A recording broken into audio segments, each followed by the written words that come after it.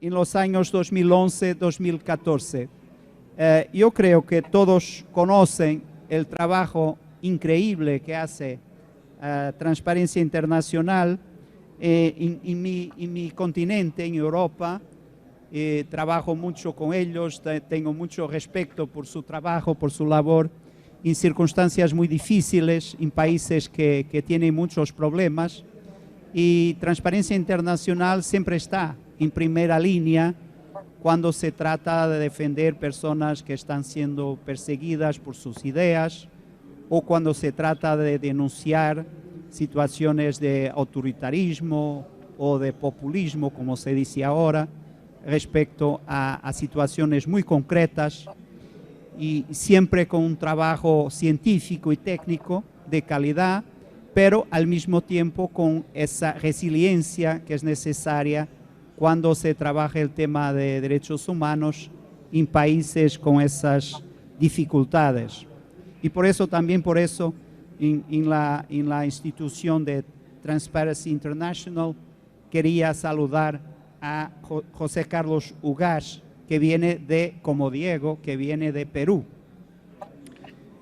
Bueno, yo tengo unas reglas muy estrictas que me han dado para todos los participantes. Afortunadamente no tenemos ninguno online porque sería aún más complicado, pero son 7 minutos y no más. Y después tenemos que hacer un pequeño debate. Sería interesante si hicieran preguntas o que quieran hacer a nuestros panelistas acá. El tema que nos traes acá hoy, yo creo que es un tema fundamental y un tema muy actual.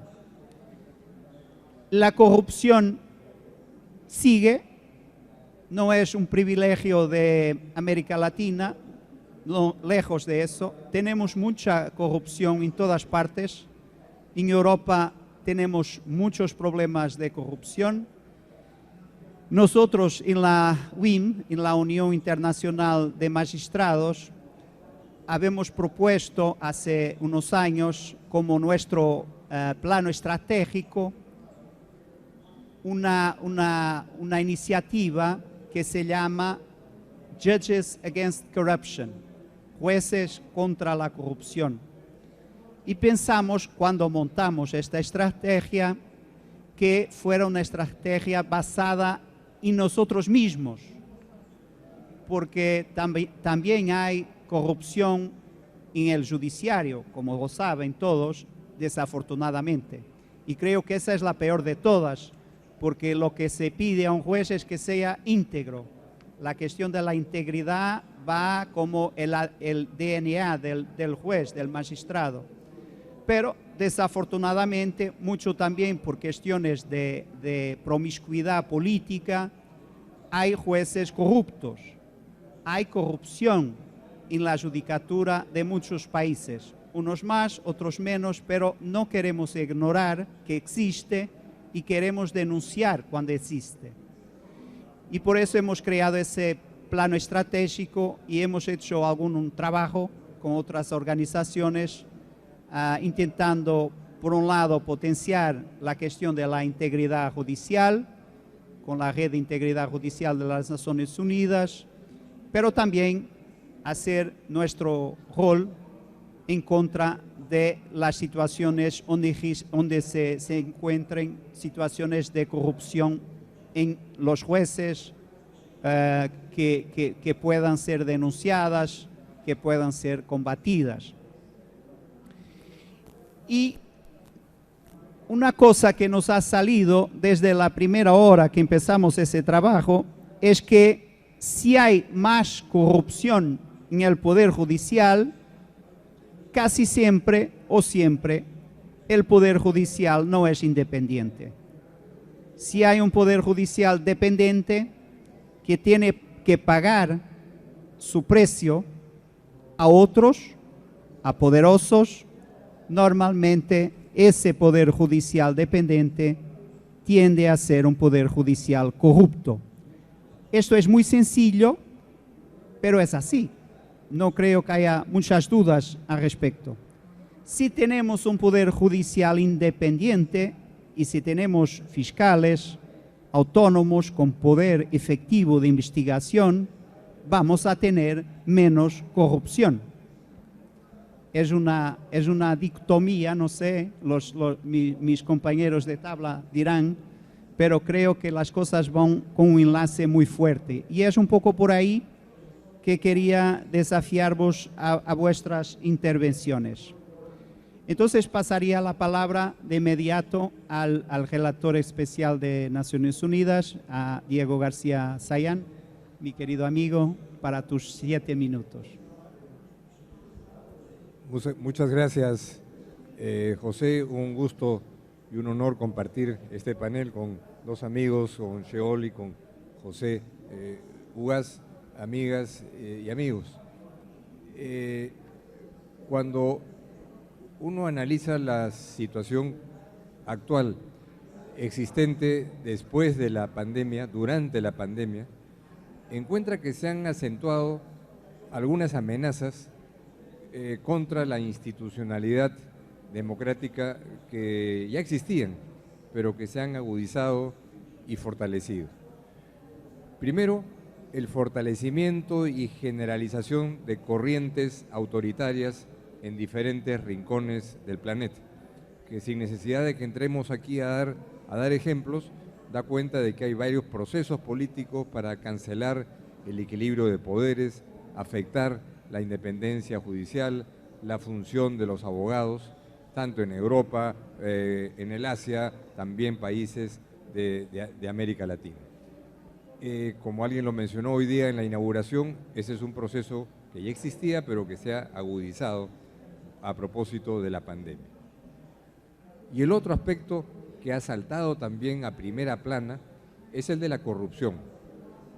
No porque la corrupción no hubiera existido antes de manera extendida y la corrupción vinculada muchas veces al crimen transnacional y al crimen organizado, sino porque al haber en muchos países recursos presupuestales extraordinarios para enfrentar la pandemia, ha surgido lo que escuché en algunas reuniones por Zoom que he tenido con juristas y jueces de distintas partes del África, los billonarios de la pandemia, gente que se ha enriquecido con los recursos extraordinarios de la pandemia. Entonces, asuntos estructurales que ya estaban presentes, el equilibrio de poderes, la separación de poderes, la independencia judicial y la corrupción aparecen como fenómenos convergentes, que en realidad son dos caras de la misma moneda. Porque si vemos la corrupción, no es simplemente un dato criminológico, no es un dato solamente económico, sino que tiene que ver, como lo he expresado en algún informe que presenté al Consejo de Derechos Humanos de Naciones Unidas como relator, tiene que ver directamente con los derechos humanos. Porque el hecho de que casi 1,5% del Producto Bruto Mundial desaparece en las manos de la corrupción, en un monto equivalente al 7% de las exportaciones mundiales, que eso vaya ilegalmente a bolsillos privados, es un elemento que afecta los derechos humanos, de manera que es un ingrediente y una causa de los derechos humanos. Defender la estabilidad institucional, la separación de poderes, la independencia de jueces y enfrentar a la corrupción como dos caras de la misma moneda. Sin embargo, en el tema de la corrupción hay una particularidad importante que tiene que ver con la función de los abogados y de las abogadas. Porque prevenir, cierto, como lo acaba de decir el presidente de la mesa, la corrupción se dirige a todos los sectores y ataca también a jueces, ataca también a fiscales y también se nutre de abogados y abogadas inescrupulosas. Sin embargo, la corrupción y el ataque de la corrupción a las sociedades tiene al frente hoy día uno de los instrumentos jurídicos y políticos internacionales más importantes que se ha generado en las últimas décadas en el mundo, que es la Convención de Naciones Unidas contra la Corrupción, que no es un tratado internacional retórico y declarativo, sino que está lleno de normas operacionales para la actuación de jueces y fiscales en el mundo. No existe un tratado equivalente que establezca normas tan claras para la coordinación entre fiscales y jueces de distintas partes del mundo para poder organizar adecuadamente investigaciones, para poder llevar a cabo con eficacia solicitudes de extradición, para enfrentar en consecuencia con herramientas eficientes una serie de amenazas que no basta enfrentar con herramientas retóricas. Entonces, la Convención contra la Corrupción, que es un instrumento cuya lectura, quien no lo ha hecho, recomiendo altamente, traslada esta responsabilidad a los estados en general, pero dentro de los estados a los fiscales y a los jueces. Para lo cual, primero, tienen que ser independientes, porque si no son independientes no van a estar en capacidad de hacer su trabajo en serio. Y en segundo lugar, tienen que ser independientes para poder cumplir con las funciones de cooperación internacional que son esenciales en esta Convención contra la Corrupción. Por ejemplo, si un juez o jueza del país A solicita la colaboración del país B para una investigación conjunta o para una extradición, tiene que haber independencia judicial de un lado y del otro, porque si no hay esa independencia, no hay cómo confiar en que esa extradición estará bien pensada y objetiva, y no habrá razón también para que esa investigación conjunta, que es algo que establece hoy día la Convención Anticorrupción, pueda ser eficaz. Entonces, el asunto es muy concreto y muy simple a la vez, ¿no? Un enfrentamiento consistente a la corrupción y a las amenazas a la institucionalidad democrática hace que cada vez cobre mayor relevancia e importancia la independencia judicial, y por independencia judicial me refiero también a la de los fiscales, ¿no? Que no es un asunto que se restringe a los procesos judiciales, sino que tiene que ver hoy día con los derechos de la gente y tiene que ver hoy día con herramientas eficientes para enfrentar la corrupción. Medidas de cooperación internacional que funcionen necesitan jueces y fiscales independientes. Un país que no prioriza este objetivo está, sin quererlo o queriéndolo, poniendo en segundo plano el enfrentamiento a la corrupción, en donde la cooperación internacional es hoy día esencial. Los grandes casos de investigación de corrupción en el mundo y en América Latina en los últimos meses y años han sido todos casos vinculados a delitos cometidos en varios países. Grandes licitaciones, grandes obras públicas que han comprometido a aparatos políticos e institucionales de diferentes países a la vez. Entonces, esto requiere un tratado que existe, que es estupendo, pero requiere también operadores en cada uno de los países. Jueces y fiscales independientes que, entre otros requisitos, tienen que cumplir por lo menos 3 componentes como señal de su independencia. Primero, que tengan estabilidad en sus funciones y en el desempeño de su función. Un juez o un fiscal o una jueza o un fiscal que puede ser rápidamente desplazado de su función y retirado de una investigación porque a alguien se le ocurrió, desbarata una herramienta esencial para enfrentar ese problema y para hacer eficiente la cooperación internacional.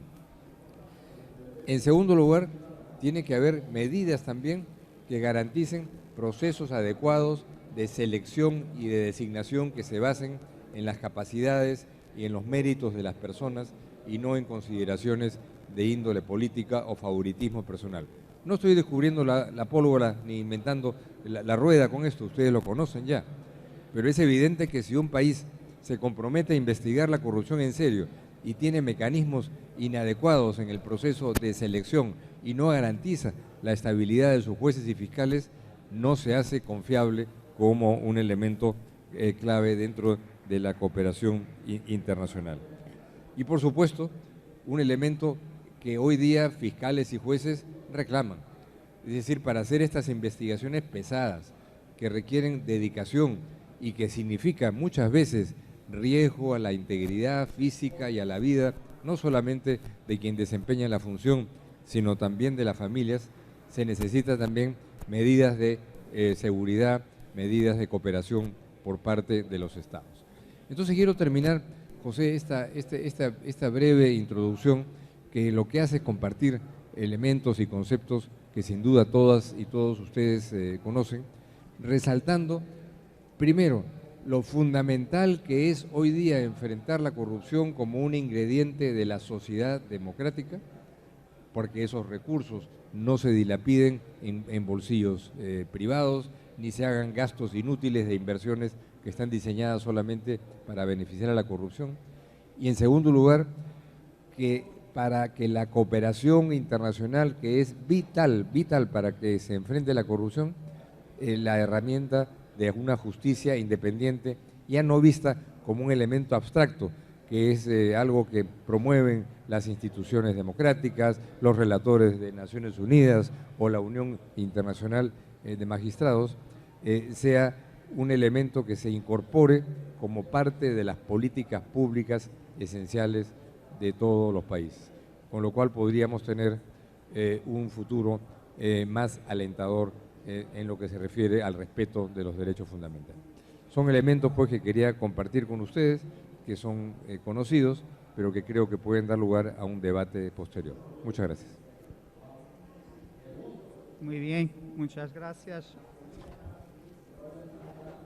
Y creo que Diego García Sayán ha establecido 3 puntos esenciales: la seguridad de quien trabaja el tema de la corrupción, la idea de la meritocracia y la idea de los recursos que tienen que estar disponibles para esos que trabajan el tema e intentan hacer algo con él. La Convención de Naciones Unidas en contra de la corrupción es también un instrumento poderoso para las naciones. And now I will go with the next speaker, Mr. President. It's really an honor to have with us the President of the International Association of Prosecutors. Prosecutors are in the front line when we are talking about fighting corruption. They are the ones, without them it's impossible, because we judges only decide on cases that are put before us, and someone must do that, not us.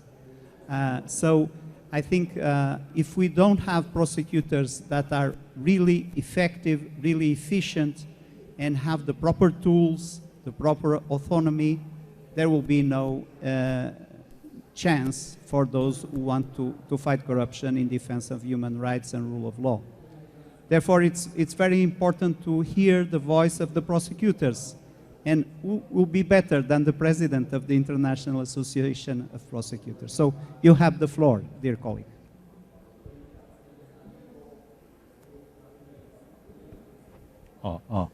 Thank you, Mr. Chair. Jose Iglesia Matos, the President of International Association of Judges.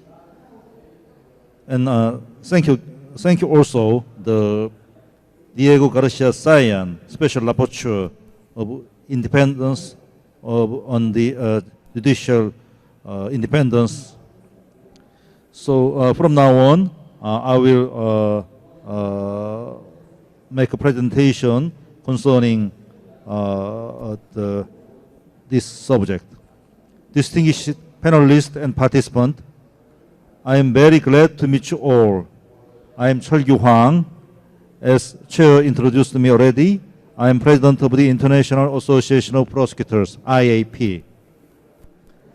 I feel highly honored and grateful for inviting me as a panelist to this meaningful session. IAP is the only international organization among prosecutors around the world, encompassing about 350,000 prosecutors of 177 countries and territories. It was founded 26 years ago in Vienna with the support of the United Nations and its secretariat in The Hague, the Netherlands.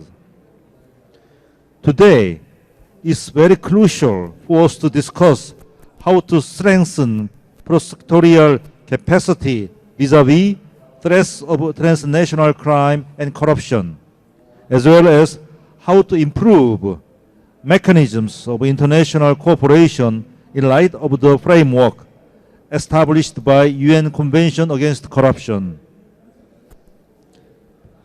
While fighting against transnational crime and corruption, IAP is doing best to disseminate and implement the causes, in other words, prosecutorial independence and integrity in Article 11 of UN Convention Against Corruption.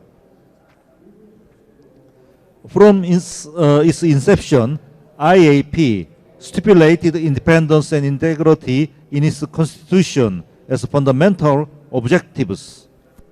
In 1999, IAP drafted and adopted the IAP Standards of Professional Responsibility and the Statement of Essential Duties and Rights of the Prosecutors based on 1990 UN Guidelines on the Role of Prosecutors. Independence and integrity are consistent core elements running through the IAP standards.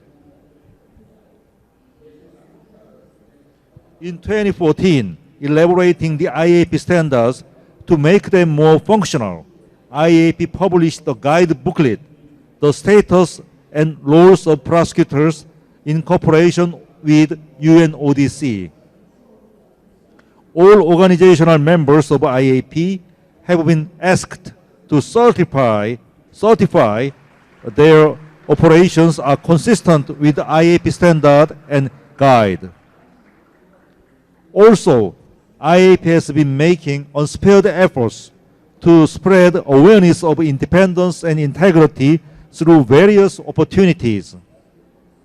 The main theme of the 23rd IAP Annual Conference in Johannesburg in 2018 was prosecutorial independence, the cornerstone of justice to society. And in 2019, the 24th IAP Annual Conference in Buenos Aires, UN Special Rapporteur on the Independence of Judges and Lawyers, Mr. Diego Garcia-Sayan, delivered a presentation about prosecutorial independence. IAP actively advocates for the fundamental independence of prosecutors, monitors threats to the safety and security of prosecutors, and support the development of practical strategies. IAP manages a worldwide program for prosecutors in difficulty, PID, and related standing committee that plays a vital role in safeguarding the interests of prosecutors and ensure the support for them. As the chair, the president of the International Association of Judges already made a comment concerning the collaboration between International Association of Judges and International Association of Prosecutors for supporting, assisting the prosecutors in difficulties. Specifically, these days, the prosecutors in various danger in Afghanistan. So we are very closely cooperated with other international organizations and national authorities to rescue them as many as possible. Likewise, this the special program for prosecutors in difficulties is very important for keeping the fundamental independence and independence of prosecutors. Looking forward, the IAP, working with partner international organizations and prosecution authorities, is expanding a global training academy. Global Training Academy project is an education and training project worldwide operated by IAP with the collaboration in collaboration with the international organization and national authorities. It will provide prosecutors with a coherent program of training that covers a range of topics. Importantly, all training and education will have the IAP standard embedded within, and there will be dedicated modules on independence, integrity, and human rights. All training courses should include these fundamental elements, core elements of the prosecutors. To sum up, regarding this subject of independence and integrity, it is widely recognized that independence of prosecutors is crucial in a democratic society and the essential condition for the independence of the entire justice system. Prosecutors is a gatekeeper, as the chair already very appropriately mentioned. The prosecutors is a gatekeeper at the front line, and then final stage, the judges make a final decision. So anyway, the independence of the independence of prosecutors is an independence of the very essential condition for the independence of the entire justice system. It is equally essential that all the prosecutors in the world work together across the borders to ensure the independence is maintained continuously.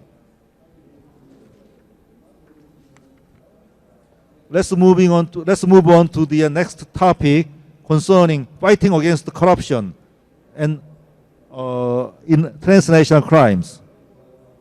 IAP has inherently facilitated the direct collaboration among prosecutors fighting against transnational crime, including corruption. We have comprehensively supported both formal and informal cooperation across the globe.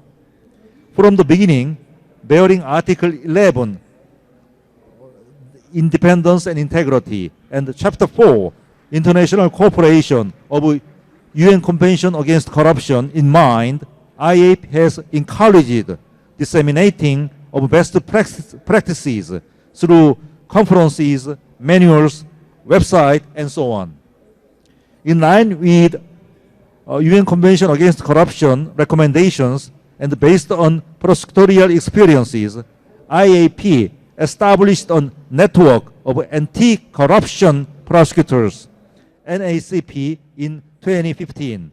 NACP gives prosecutors a global overview and access to the best practices and assists to optimize prosecutorial resources.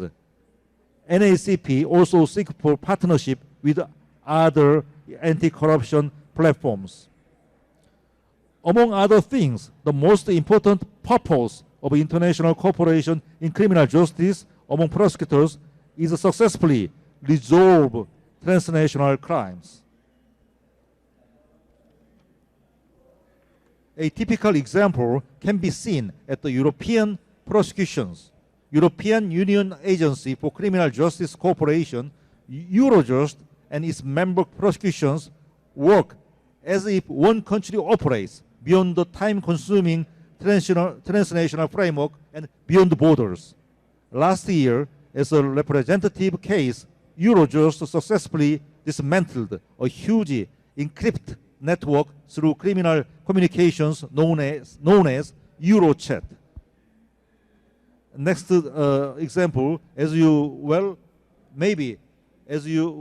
aware, Lava Jato case, Lava Jato anti-graft investigation in Brazil, is also emblematic example of effective international cooperation despite loss of traditional hurdles, including sovereignty and national borders, especially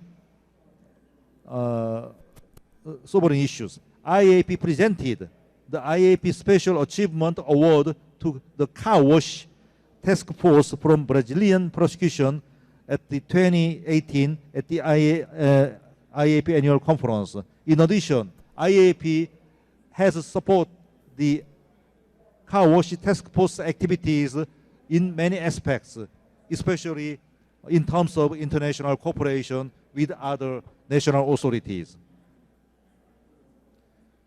Now, in conclude, we urgently need more effective, efficient, and expeditious cooperation in order to catch up with more intelligent and state-of-the-art transnational crime and corruption.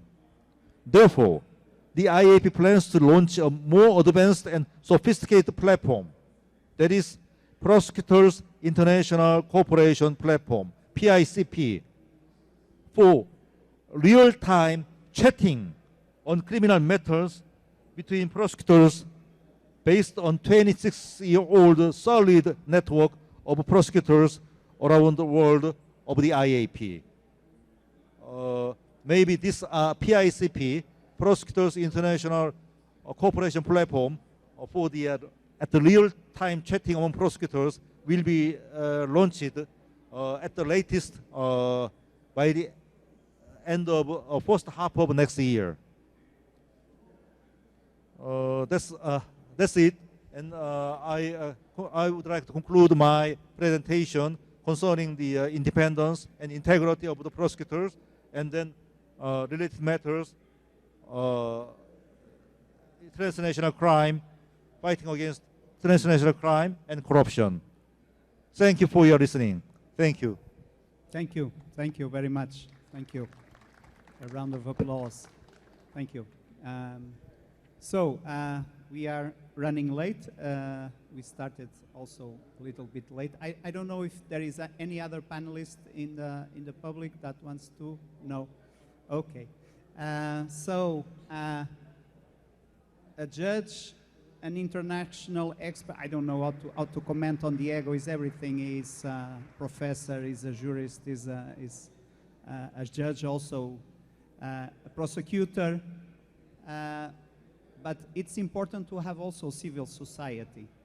Yo creo que no se puede trabajar estos temas de la lucha contra la corrupción si no hablamos con la sociedad civil, si no tenemos la sociedad civil de nuestro lado, si no tenemos la sociedad civil comprometida con un poder judicial íntegro, independiente, con fiscales que puedan ser eficientes y autónomos en su lucha, y eso pasa mucho por los abogados, naturalmente, pero también con los representantes de la sociedad civil.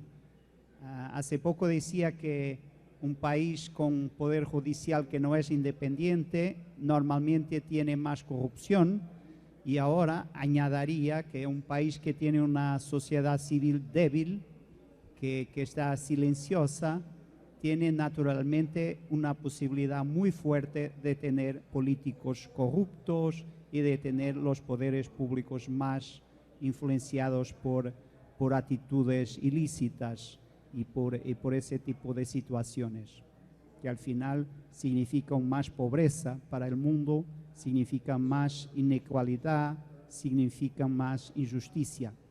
Y eso para decir que nada mejor que para terminar, que tenemos con nosotros a José Carlos Ugaz, que es un abogado, representa a la sociedad civil, lo hace activamente, ha sido presidente de Transparencia Internacional, como lo había dicho, y le pasaría la palabra de inmediato. Muchas gracias, señor moderador. Buenos días con todos.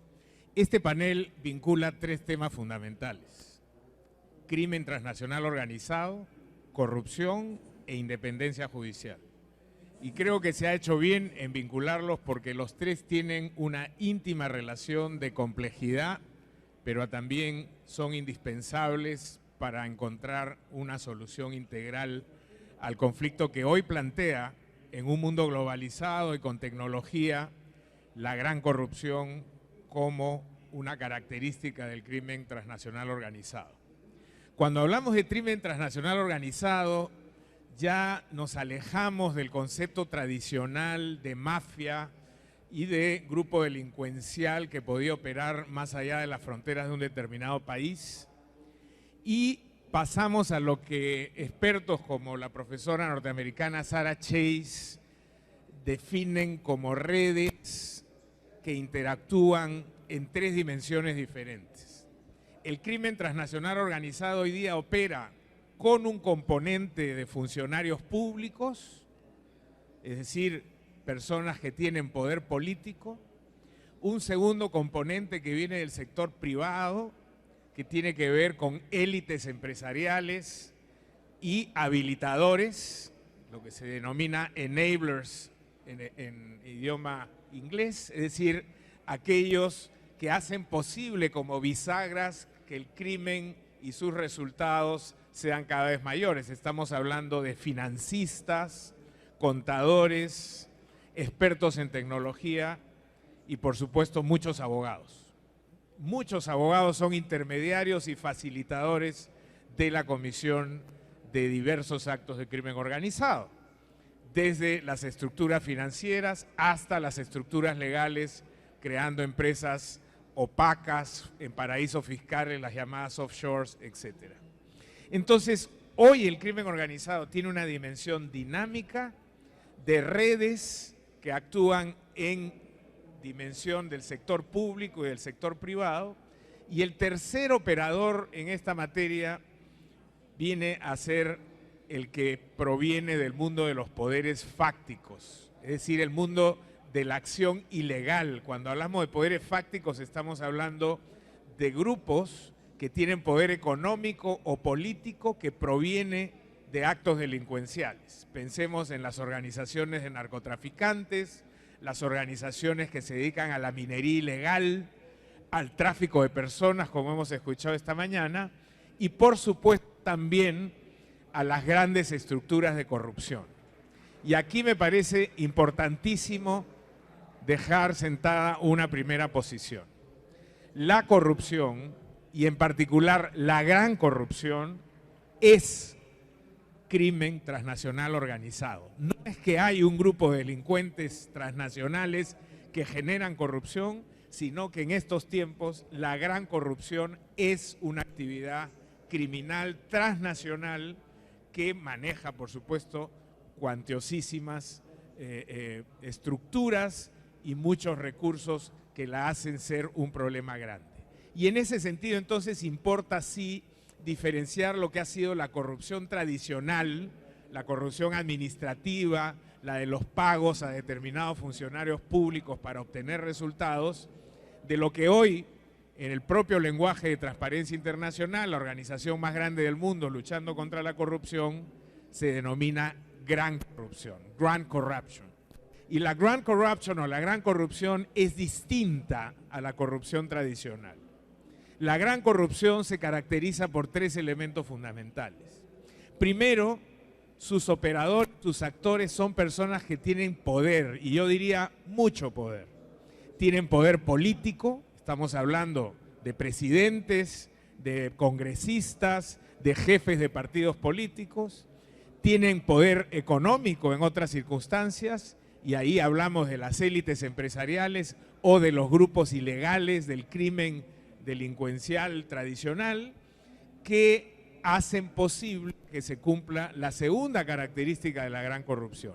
Estos actores poderosos, primer elemento, generan un segundo elemento, y es que la gran corrupción moviliza inmensas cantidades de recursos. Y esa movilización de inmensas cantidades de recursos tiene una consecuencia que diferencian a la gran corrupción de la corrupción que hemos visto en décadas pasadas. Tiene un impacto este tipo de corrupción en los derechos fundamentales, en los derechos humanos. La corrupción hoy mata, enferma, impide la educación, impide el desarrollo, es un enemigo de la democracia, profundiza la pobreza, genera inequidad y desigualdad y por lo tanto priva de sus derechos fundamentales, sobre todo a los más pobres de nuestros países. Dicho eso, entonces, hay que entender, como señala la profesora Chase, que la gran corrupción y el crimen transnacional organizado son una amenaza para la seguridad mundial. Ya no es un problema de viabilidad de determinados países o de pérdidas de recursos solamente. Dicho sea de paso, en estimaciones del Banco Mundial, en los últimos años la corrupción desvía $1 trillón al año, es decir, 1 millón de millones de dólares al año se van en prácticas de gran corrupción. Frente a un fenómeno de esta magnitud, ¿qué opciones tiene el mundo para poder enfrentarse a este tipo de criminalidad? Básicamente dos. las actividades de prevención, que son las que suelen funcionar mejor, cómo hacemos para evitar que se desarrollen estructuras de criminalidad poderosa como el tráfico de drogas o la minería ilegal o el tráfico de personas o el contrabando. Y sin embargo los estados han sido muy débiles en generar estructuras de prevención y básicamente se han centrado en la segunda solución, que es la persecución, la represión. Y ahí entran a tallar entonces los operadores de justicia, la policía, los jueces, los fiscales, que tienen que enfrentar a estos poderes inmensos de crimen transnacional organizado y en su fase más agresiva de estos tiempos, una de las más agresivas, que es la gran corrupción. ¿Qué puede hacer un juez o un fiscal desde su oficina en un país subdesarrollado como los nuestros, en el Perú, en Colombia, en México, en Tailandia, frente a un poderosísimo cártel dedicado a la corrupción, al tráfico de drogas, a la minería ilegal? Pues individualmente muy poco. Y hay por supuesto actos de heroísmo, pero estos no necesariamente reflejan la realidad. Esto significa que hay que pensar en nuevas salidas, porque el crimen organizado y la gran corrupción tienen dos formas de neutralizar la justicia, es decir, de asegurarse impunidad. O por un lado lo hacen de manera abierta en los regímenes totalitarios, Venezuela es el caso más claro, la última misión creada por Naciones Unidas para evaluar la situación de violación de derechos humanos en Venezuela, en su informe de este año señala que en Venezuela el gobierno dictatorial de Maduro nombró una Corte Suprema que a su vez controla directamente, controlada por el gobierno, a los jueces inferiores. Ahora los jueces en Venezuela los llaman a la oficina del Tribunal Supremo y les hacen firmar las sentencias que se han hecho en oficinas, ya sea del Poder Ejecutivo o de otros altos niveles del gobierno. Esto evidentemente es una interferencia abierta en la práctica de la justicia, muy grosera, y funciona básicamente en regímenes totalitarios como el de Venezuela, Nicaragua y otros. La segunda forma de penetrar la justicia es más sutil, es a través de la propia corrupción de jueces y fiscales o de amenazas a su seguridad personal e interferencias de tipo político. Y frente a eso entonces uno se pregunta cómo se puede enfrentar este problema desde la justicia tradicional. Y las respuestas están por el lado de lo que ya ha mencionado el relator en Independencia Judicial, que dicho sea de paso ha tenido la virtud de incorporar el análisis de la corrupción como un problema de interferencia en la justicia, y ahí creo que más que la cooperación internacional hay que avanzar ya a pasos de una justicia integrada. El artículo 47 de la Convención de Naciones Unidas permite investigaciones conjuntas, es decir, equipos mixtos de distintos países que puedan confrontar el crimen transnacional. Hay que elegir a los mejores candidatos a fiscales y jueces, no solamente por sus capacidades técnicas, sino por su capacidad de integridad, y sobre todo dotar de recursos a la justicia para que pueda enfrentar a un enemigo poderoso. Tiene que haber recursos tecnológicos, recursos humanos y también recursos económicos que permitan satisfacer las actividades que tiene que desarrollar este tipo de justicia. El último punto, si hay tiempo para un debate, es el de la justicia internacional. Así como se han creado tribunales en La Haya para buscar la paz mundial y combatir los crímenes de lesa humanidad, habría que pensar si tiene sentido para una criminalidad transnacional poderosa que no tiene fronteras, pensar en sistemas de justicia supranacionales donde los estados hagan su mayor esfuerzo, como la Corte Internacional Anticorrupción que está promoviendo el juez Wolf desde los Estados Unidos. Muchas gracias. Muchas gracias. Muy interesante las soluciones propuestas. Bueno, y ahora tengo la información que tenemos 2 palestrantes más que están online y que estarían disponibles para hablar. Y entonces pasaría la palabra, invitaría para que nos sentáramos ahí, porque creo que va a pasar atrás, ¿no? Y que podemos ver ahí, si no, bueno, veremos. Que va a hablar George Abbott Sharm de Chile. que es el fiscal nacional de la República y presidente de la Asociación Iberoamericana de Ministerios Públicos. Es muy interesante podermos tener una persona como el fiscal nacional de Chile para compartir algunas reflexiones con nosotros, y agradezco mucho que haya estado pacientemente esperando online por su momento. Y después pasaría la palabra a Sujata Manohar, que es jueza del Tribunal Supremo de India y medalla Ruth Bader Ginsburg. Sujata Manohar will have the floor after Jorge Charme. We'll see how it goes, but I will ask you, because I see all the panelists for the following session waiting already. Yo quería pediros que pudieran ser lo más sucintos posible, porque no es culpa nuestra, hemos empezado un poco retrasados, así que el tiempo se ha agotado rápidamente. Entonces, terá la palabra Jorge Charme de Chile. Gracias. Bien, muchas gracias. Saludo a los organizadores del Congreso y agradezco la invitación que se nos ha formulado a participar en este interesante panel junto a tan destacadas personalidades, a quien saludo también muy afectuosamente.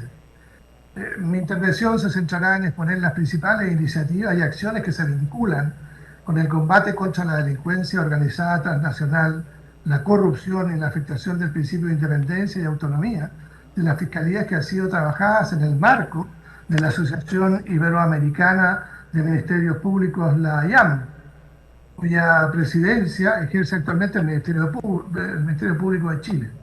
La AIAM cuenta actualmente con 22 ministerios públicos de la región iberoamericana, de tal manera que tiene la representación de países de Sudamérica, Centroamérica, el Caribe, América del Norte y la península ibérica.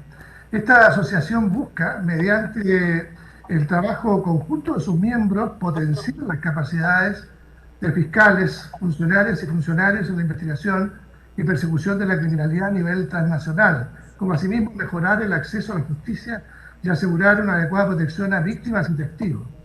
Para lograr lo anterior, la IAM trabaja organizada en 7 redes permanentes que desarrollan proyectos en temáticas tales como la trata de personas, el tráfico ilícito de migrantes, el tráfico ilícito de drogas, la corrupción, tema que nos convoca, los delitos medioambientales. Además, existen 6 grupos de trabajo creados para cumplir misiones específicas. Actualmente 2 grupos desarrollan acciones en materia vinculadas al lavado de activos y la economía criminal. Otro, ¿no es cierto?, un grupo a principios éticos, a justicia juvenil restaurativa, y también un grupo especial a la protección de la autonomía e independencia que deben regir a nuestras instituciones, que es un tema que ustedes han relevado en el panel. Adicionalmente, la asociación trabaja de manera muy estrecha con distintos organismos de carácter internacional vinculados al sector de justicia criminal, como son el Consejo de Europa, Eurojust, la CONGIP, las distintas oficinas de Naciones Unidas, tales como UNODC, UNESCO, ONU Mujer, etc. Gracias, ¿no es cierto?, a esta asociación, hoy podemos decir con mucha satisfacción que la IAM es hoy por hoy un actor relevante a nivel regional y a nivel hemisférico, a nivel global en materia de cooperación penal internacional.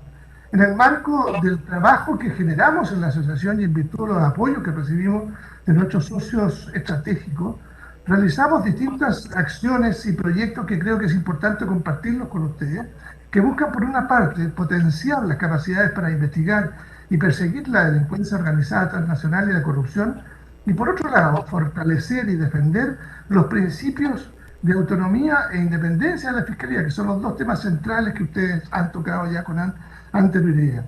Todo ello consciente del grave daño que tanto el crimen organizado transnacional como la corrupción puede generar en los sistemas de justicia, llegando a afectar la visión de la ciudadanía respecto a nuestras instituciones y el Estado de Derecho en nuestros países. Como puede observarse de lo antes dicho, las redes, ¿no es cierto?, de la IAM se especializan en distintas formas de criminalidad. En este marco, me gustaría destacar principalmente el trabajo de 3 de ellas. La Red de Cooperación Penal Internacional, tema que ustedes también han relevado especialmente los panelistas que me han antecedido. Por otro lado, la red de fiscales contra el tráfico ilícito de drogas y finalmente la red de fiscales contra la corrupción, otro de los temas relevantes. Lo anterior considerando la relevancia de la cooperación internacional como un mecanismo transversal para la persecución de delitos a nivel internacional y lamentablemente también ya teniendo importancia la preeminencia del tráfico ilícito de drogas en la región como una forma de criminalidad organizada que de algún modo se vincula también fuertemente con el fenómeno de la corrupción. La Red de Cooperación Penal Internacional de la IAM busca generar mecanismos operativos ya que apoyen la labor diaria de fiscales y funcionarios.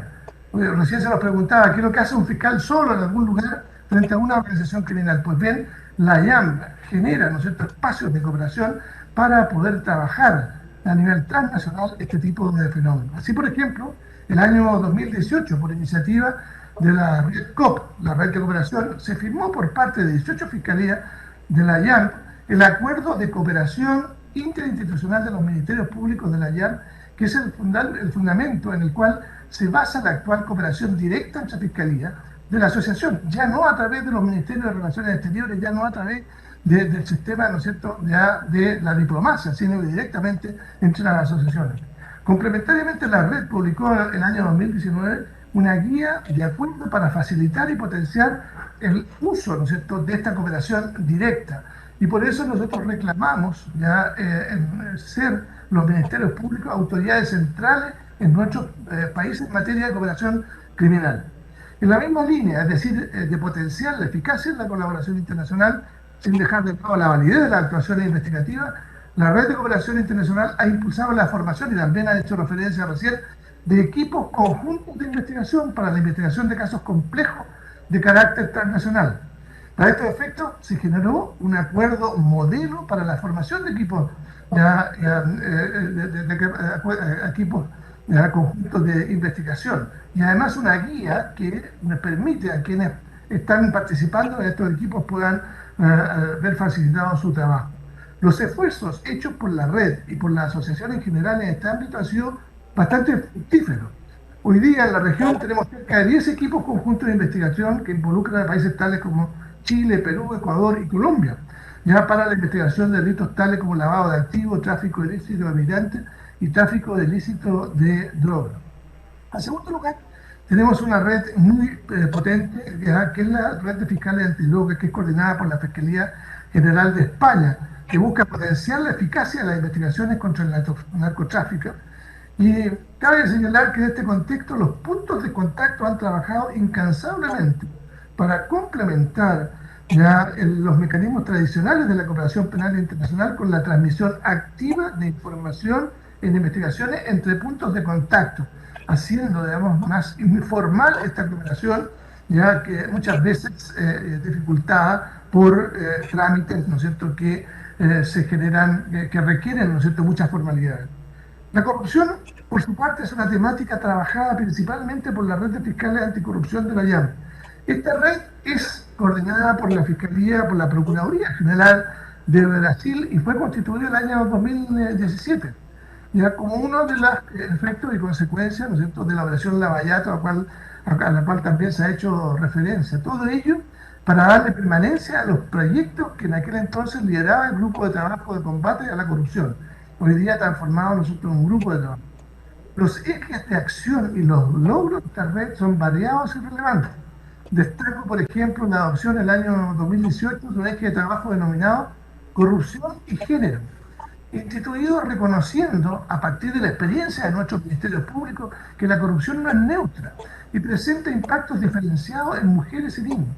Las mujeres son más susceptibles, ¿no es cierto?, de sufrir extorsiones y a pagar sobornos para acceder a servicios públicos, según, ¿no es cierto?, hemos podido constatar en las investigaciones que llevamos a cabo en los ministerios públicos y las Procuradurías Generales de Iberoamérica. Este eje se vincula también al trabajo que ha llevado a cabo la Red de Fiscales Anticorrupción, en conjunto con la Red contra la Trata de Personas y Tráfico Ilícito de Migrantes de la IAM, la Red TRAM, en el marco del cual se han desarrollado distintas herramientas ya que buscan avanzar en desmantelar las estructuras criminales de corrupción de agentes oficiales que facilitan estos tipos de delitos. En ese marco, ambas redes publicaron en el año 2020 una declaración conjunta sobre el combate a la corrupción como facilitadora de la trata de personas, en especial de mujeres y niñas.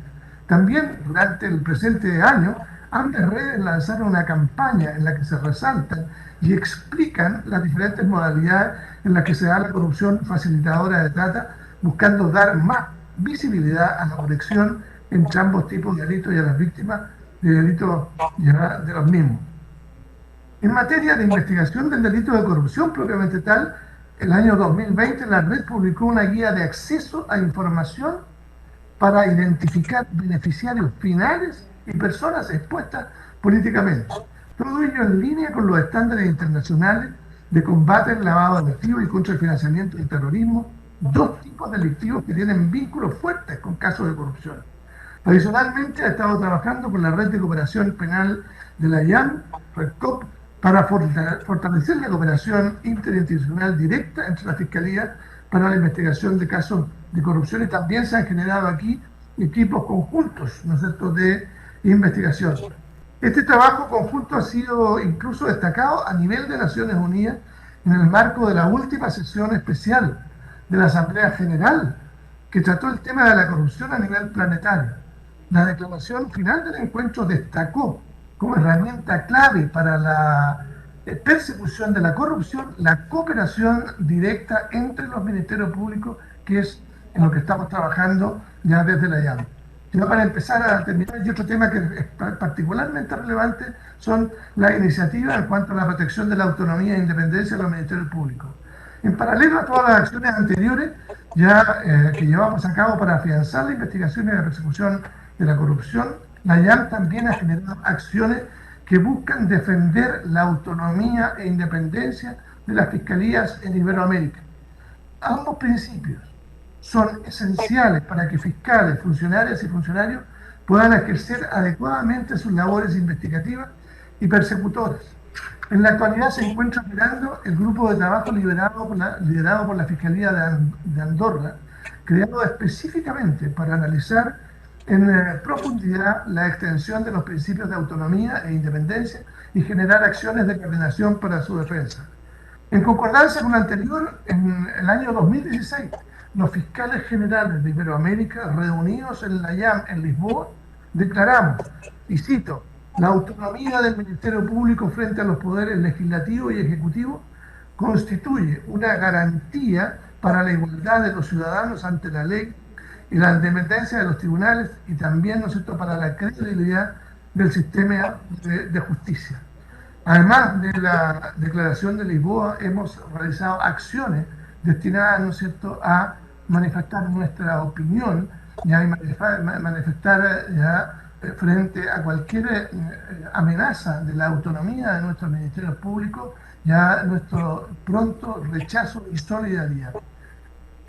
También, y con esto ya voy terminando, creemos que es importante a nivel local tomar decisiones y tomar iniciativas que permitan abordar la corrupción al interior de nuestras propias instituciones. Cabe destacar que desde el Ministerio Público de Chile hemos desarrollado un sistema de integridad junto al Programa de Naciones Unidas para el Desarrollo, un sistema de integridad que nos está permitiendo crear una cultura de integridad dentro del Ministerio Público, que no es solo la creación de un código de ética, sino que una estructura dentro de toda la organización que nos permita precaver que el fenómeno de la corrupción no se instale en nuestras instituciones. La independencia, y voy ahora sí terminando, de los órganos judiciales es fundamental para garantizar la debida administración de justicia. El mismo principio aplica a los ministerios públicos como entes encargados de la investigación y persecución, y que necesitan actuar con la debida autonomía e independencia para lograr un adecuado ejercicio de sus funciones. La IAM ha hecho avances relevantes en la práctica, en los hechos concretos, en el día a día, en las investigaciones que estamos realizando en los diferentes países que integran la IAM. Hemos hecho avances relevantes en esta materia. Quedan sin duda desafíos pendientes muy importantes en los cuales continuaremos ya trabajando decididamente. Termino agradeciendo una vez más a los organizadores de este evento, ¿no es cierto?, por la invitación que se nos ha formulado a la IAM y a la Fiscalía de Chile para participar el día de hoy en esta jornada. Muchas gracias. Muchas gracias por su intervención. Y como vamos con mucho retraso, pasaría de inmediato a Sujata Manohar, la ilustre colega de India.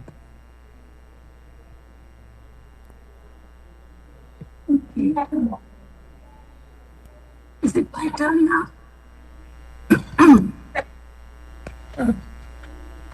It is a privilege to be a part of this very distinguished panel, which deals with an important aspect of protecting judicial independence. I would like to thank the President, World Jurist Association, and organizers of the World Law Congress for inviting me to participate. It is a pity that I am not able to physically attend, but the loss is entirely mine. I am going to focus on corruption's undermining independence of the judiciary. As far as I know, one of the earliest pronouncements praising the rule of law is a verse in the Upanishads written 2000 years ago. It says, "Lord is the King of kings, mightier than the sword, for with its help even the weak can triumph over the strong." Long before the concept of human rights took shape, the rule of law was looked upon as protecting the rights of the weak. Today, in constitutional democracies, judiciary is entrusted with the task of maintaining the constitutional balance in exercise of power by different organs of governance. And to discharge the rule of law properly, it is essential that judiciary is independent. Judges do not owe allegiance to any political party and can decide matters with an open mind on the basis of the Constitution and the laws. It is important that a matter before the court is decided on its merit without the judge being influenced or pressurized in any way. In this context, corruption is a wider meaning. It can be considered as any form of inappropriate influence that may damage the impartiality of justice. Nowadays, judges can be pressurized by mobilizing public opinion through the media or social channels, or even by attacks on the judiciary. To ensure integrity at the personal level, it is extremely important that the right persons are appointed as judges. The easiest way of destroying an institution is to appoint wrong persons in its charge. Of course, the method of appointment will vary depending upon the conditions within the country and the effectiveness of its existing system. It is often the government that appoints judges. At times, this is done in consultation with or concurrence of the Chief Justice. In the United Kingdom, for example, before 2006, judicial appointments were made on the recommendation of the Lord Chancellor. This was changed in 2006 when an independent Judicial Appointments Commission was established, which selects and recommends to the Lord Chancellor judges for appointment. In South Africa, there is Judicial Service Commission to select judges, which has half its members who are lawyers and judges and half are members of parliament. In India, we have had a series of judgments dealing with the manner of appointment to the higher judiciary. The judges are now recommended for appointment by a collegium of the Chief Justice and 2 or 4 senior-most judges. An attempt made in 2015 to have a National Judicial Appointments Commission through an amendment of the Constitution was struck down by the Supreme Court. Now, what should be the role of the government in appointment of judges? The government no longer just governs. It participates in manifold economic activities. Its policies and programs impact on human rights, and its actions are often challenged in the courts. It is probably the largest single litigant. How much say should it have in the appointment of judges? The next question is about the removal of judges who lack the necessary integrity. Impeachment of a judge or removal of such a judge by Parliament becomes a political procedure. Is it possible to have a procedure for removal of a judge without destroying public confidence in the judiciary? The most striking example of a constitutional response to the public demand for removal of unsuitable judges was in Kenya, when a new constitution was promulgated in 2010. Under it, a vetting process became applicable to all judges and magistrates who were in office on the date the constitution came into force. Once informed of the decision of the vetting board for removal, the judge or magistrate concerned was deemed to have been removed from service. It is a tribute to the vetting board that it completed this process to public satisfaction. But it is an extraordinary procedure undertaken in extraordinary times. It cannot work in normal circumstances for removal of individual judges in jurisdictions where judicial review is an important part of administrative law. Probably an appointments and removals commission may be the answer, but its composition is a matter of crucial importance. And there is no consensus. Perhaps this is where we ought to have international norms for constitution of such commissions. Let me end by saying that we, especially the legal profession and the judges, have to be eternally vigilant to prevent any inroads into judicial independence. Thank you very much.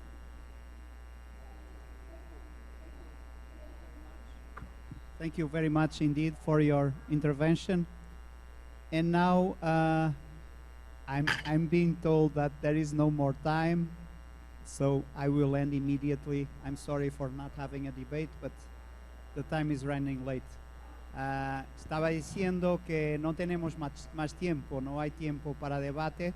Tenemos una señora ahí que está encargada de comunicar lo que podemos y no podemos hacer, y me dice que se termina.